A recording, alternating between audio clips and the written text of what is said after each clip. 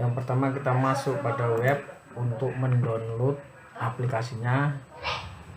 Ini ada 4 aplikasi. Yang pertama Exam untuk siswa yang 32 bit, Exam browser untuk 64 bit, Proctor dan Proctor ya. Yang kita akan jalankan yang 2 ini. Tetapi karena laptop saya menggunakan 60 bit, maka saya download 60. Ya, kita cari filenya. Nah, di sini kita sudah download 64 bit karena laptop saya 64 bit. Untuk mengecek spek 64 bit atau 32, kita mengeceknya di sini di My Computer atau My PC, klik kanan Properties, di sini ceknya di sini 64 bit. Ini untuk mengecek. Pertama adalah kita pastikan antivirusnya dalam keadaan off. Kita matikan antivirusnya. Caranya adalah klik setting di sini, security. Ini karena saya sudah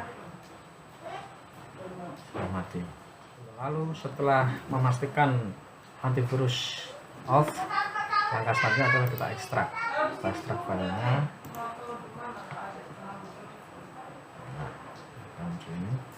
Lalu kita bisa langsung buka di kanan run atau langsung klik double 2 kali.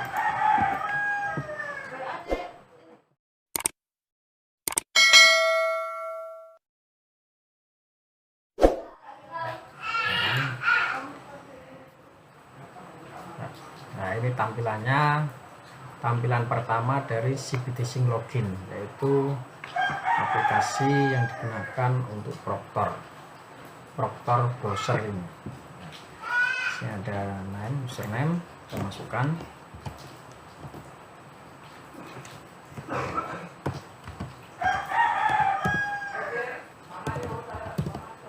Kita masuk password, kita submit.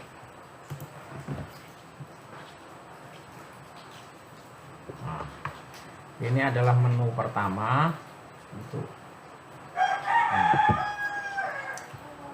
menu dari Proctor browser. Nah, di sini ada beberapa menu. Yang pertama beranda, yaitu ini status tes, status peserta, daftar peserta, kelompok tes, daftar lagu peserta, request riset peserta, dan logout.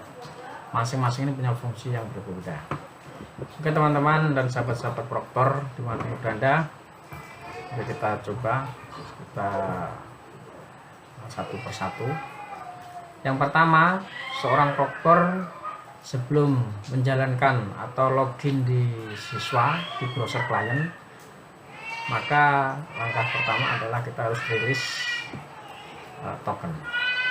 Nah, untuk merilis token, kita klik status tes, lalu kita refresh. Token berhasil di-refresh, maka akan muncul token di sini, lalu kita simpan. Oke.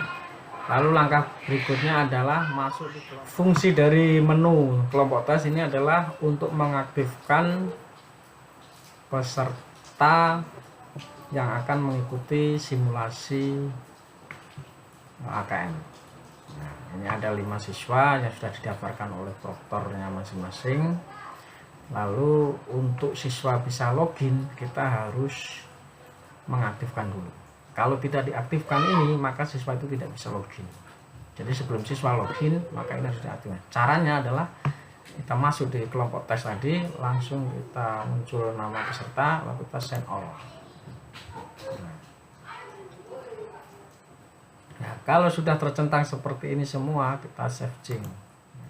Kalau sudah kita save, maka siswa tersebut bisa login di masing-masing laptopnya.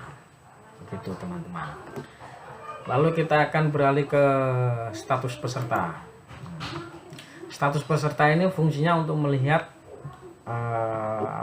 memantau perjalanan simulasi atau perjalanan AKM. Ini nomor peserta 05, tesnya sudah dikerjakan, sudah selesai statusnya.